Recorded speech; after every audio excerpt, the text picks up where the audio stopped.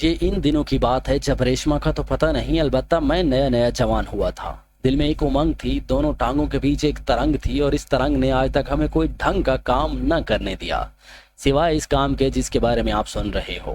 کسی زمانے میں ناصر انکل نامی ایک بھلے مانس ہمارے ہمسائے میں بطور کرایہ دار رہتے تھے۔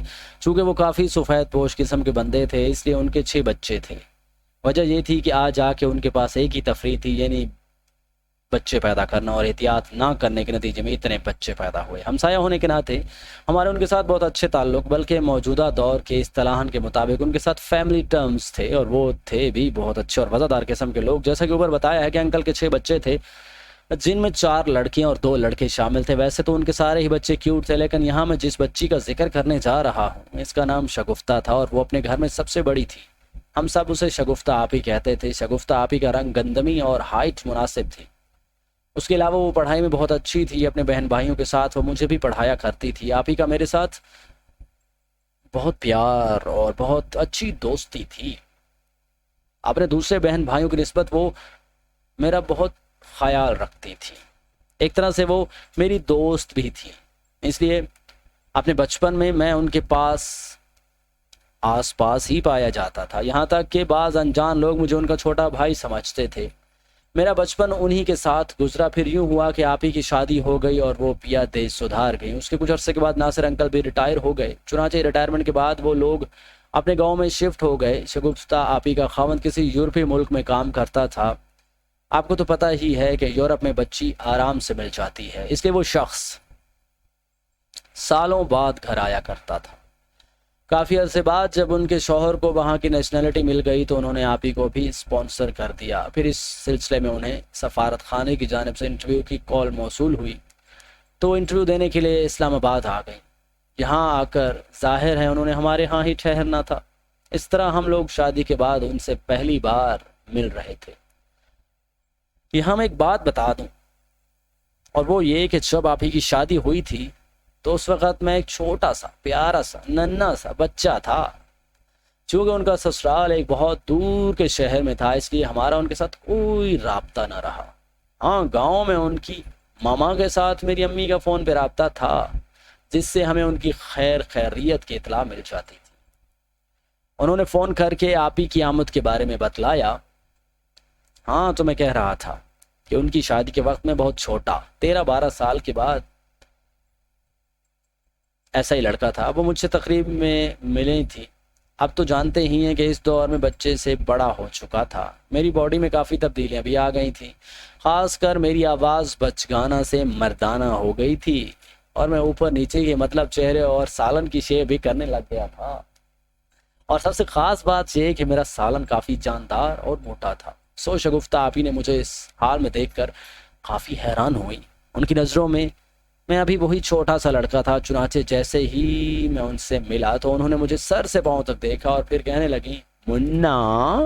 وہ مجھے پیار سے منا ہی کہا کرتے تھے۔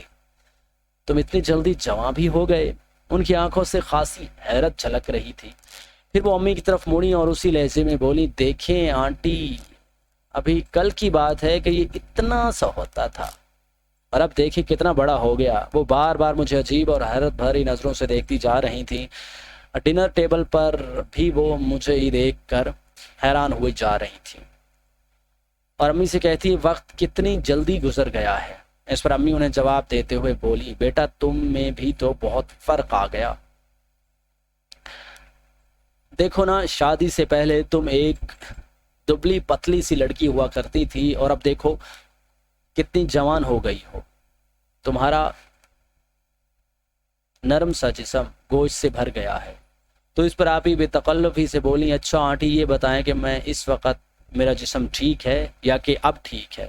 اس سے پہلے کہ امی کو جواب دیتی میں جلدی سے بولا، پہلے آپ صرف پیاری تھیں، اب بہت پیاری ہو گئی ہیں۔ تو وہ ہنس کر بولی، شکریہ بھائی۔ اس پر میں ان کے لباس کی تعریف کرتے ہوئے بولا، آپ ہی آپ کی ڈریسنگ سینس نا کمال ہے۔ تو وہ بڑے پیار سے کہنے لگی، تمہیں ابھی تک فیشن شو یاد ہے؟ تو میں مسکراتے ہوئے بولا، جی آپ ہی مجھے آج بھی اچھی طرح سے یاد ہے کہ آپ جب بھی کسی تقریب میں جاتی تو اپنے کپڑوں کا انتخاب مجھ سے ہی کروایا کرتی تھی کہ آپ نے کس رنگ کے اور کون سے کپڑے پہننے ہیں۔ میری بات سن کر ہم سب نے ایک مشترکہ کہا لگایا اور کھانا کھاتے ہوئے پرانی باتیں یاد کرنے لگے۔ ڈنر کے بعد انہوں نے ہمارے ساتھ تھوڑی سی گپ شپ کی، لیکن چونکہ وہ کافی دور سے سفر کر کے آئی تھیں اور انہیں صبح سویرے سفارت خانے بھی جانا تھا، اس لیے وہ جلد ہی سو گئیں۔ اگلے دن میں نے کالج سے چھٹی کی اور آپ ہی کے ساتھ سفارت خانے جانے کی تیاری کرنے لگا۔ اتنی دیر میں ناشتے پر گپ شپ لگاتے ہوئے میں مذاق سے بولا، آپ ہی انٹرویو کے لیے کون سا ڈریس پہن کر جا رہی ہیں؟ تو وہ میری طرف دیکھ کر بولی، یہ تو منا آپ ہی بتاؤ گے کہ مجھے کون سا لباس پہن کر جانا چاہیے۔ تو میں ان سے بولا، میں حاضر، آپ اپنے کپڑے دکھائیں۔ تو وہ کہنے لگی، ناشتہ تو کرنے دو یار۔ ناشتے کے بعد وہ مجھے اپنے کمرے میں لے گئے اور اپنا اٹیچی بکس کھول کر سارے کپڑے بیڈ پر رکھ دیے۔ پھر ان کی طرف اشارہ کرتے ہوئے بولی، اب بتا میں کون سا ڈریس پہن کر جاؤں؟ تو میں ان سے بولا، اس سے پہلے تو آپ ایک لباس پہن کر پسند کروایا کرتی تھی۔ میری بات سن کر ان کے منہ سے نکل گیا، پہلے تو میں تم کو اپنے ساتھ میں سلاتی تھی۔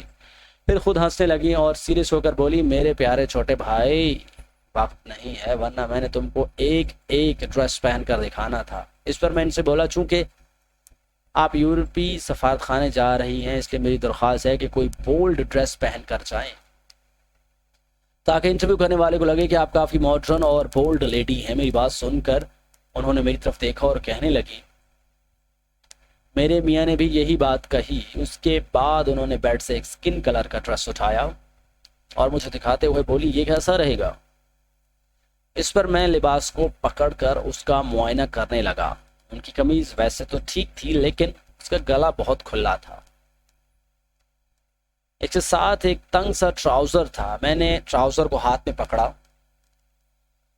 اور آپ ہی کی طرف دیکھتے ہوئے بولا، باقی تو ٹھیک ہے لیکن یہ بتائیں کہ آپ اس میں داخل کیسے ہوں گی؟ تو وہ کہنے لگیں، اس میں ایسا کیا ہے؟ تو میں انہیں جواب دیتے ہوئے بولا، باجی یہ بہت ٹائٹ ٹراؤزر ہے۔ میری بات سن کر وہ کہنے لگیں، ارے او بے وقوف، ابھی خود ہی کہا کہ بولڈ لباس پہن کر جاؤ اور جب میں ایسا لباس پہننے لگی ہوں تو آگے سے باتیں کر رہے ہو۔ پھر مجھے اشارہ کرتے ہوئے بولی، تم باہر جاؤ، میں اسے پہنتی ہوں۔ ان کی بات سن کر میں کمرے سے باہر آ گیا اور آپ ہی دروازہ لاک کر کے کپڑے بدلنے لگی۔ کوئی آدھے پونے گھنٹے کے بعد انہوں نے تیار ہو کر دروازے کو انلاک کیا اور مجھے آوازیں دے کر بلانے لگی۔ ان کی آواز سن کر میں کمرے میں داخل ہوا تو آپ ہی کا حلیہ دیکھ کر حیران رہ گیا۔ انہوں نے سکن کلر کی ٹائٹ قمیض پہنی ہوئی تھی جس کی وجہ سے ان کی چھاتیاں بہت نمایاں ہو رہی تھی۔ جیسا کہ پہلے بتا چکا ہوں کہ ان کی قمیض کا گلا بہت ہی کھلا تھا، اتنا کھلا کہ اس میں سے ان کی ننگی ہو رہی تھی۔ میں ان کی چھاتی کو دیکھ کر حیران رہ گیا۔ میرے خیال میں ان کا سائز 36 تو ہوگا۔ مجھے یوں ٹک ٹک گھورتے دیکھ کر وہ میری آنکھوں کے سامنے چٹکی مارتے ہوئے بولی، او ہیلو، کہاں گم ہو گئے ہو؟ تو میں ان سے بولا، ایسے کہنے لگا، لکھ لو آپ ہی، آپ کو اس لباس میں دیکھ کر سفارت خانے کا افسر ضرور فوت ہو جائے گا۔ تو مجھے آنکھ مارتے ہوئے کہنے لگی، میں بھی یہی چاہتی ہوں کہ اسے میرا لباس پسند آ جائے، اس طرح وہ انٹرویو میں تو پاس کر دے گا نا۔ اس کے بعد وہ دوسری طرف گھومی اور کہنے لگی، اب بتا میں پیچھے سے کیسی لگ رہی ہوں؟ سو میں نے دیکھا کہ کھلے گلے کی وجہ سے وہ کمر تک ننگی ہو رہی تھی، جبکہ ٹائٹ قمیض کے چاک بہت کھلے ہوئے تھے جس سے ان کی ہاٹ شیپ گن بہت ہی واضح نظر آ رہی تھی۔ تنگ ٹراؤزر میں عجیب سی بہار دکھا رہی تھی جو کہ بہت واضح اور دلکش نظر آ رہی تھی۔ انہوں نے اپنی غزالی آنکھوں میں کاجل لگایا ہوا تھا۔ میں نے ان کی باڈی پر ایک نظر ڈالی اور کہنے لگا، صرف سفارتکار ہی نہیں، آپ ہی، آپ کو اس ڈریس میں دیکھ کر امید ہے سارا سفارت خانہ ہی جل جائے گا۔ میری بات سن کر وہ کہنے لگیں، سفارت خانے والے حلال ہوں گے کہ حرام، مجھے اس سے غرض نہیں، مجھے بس انٹرویو میں پاس کر دیں تاکہ میں اپنے میاں کے پاس جا سکوں۔ تو میں ان سے بولا، کیوں میاں جی پیسے نہیں بھیجتے؟ تو وہ کہنے لگی، میرے سونے بھائی، سب کچھ پیسہ ہی نہیں ہوتا، عورت کو اس کے علاوہ بھی بہت کچھ چاہیے ہوتا ہے۔ اس سے پہلے کہ میں ان کی اس بات پر کوئی تبصرہ کرتا وہ بات کو بدلتے ہوئے بولی، اگلی قسط کے لیے انتظار کیجیے۔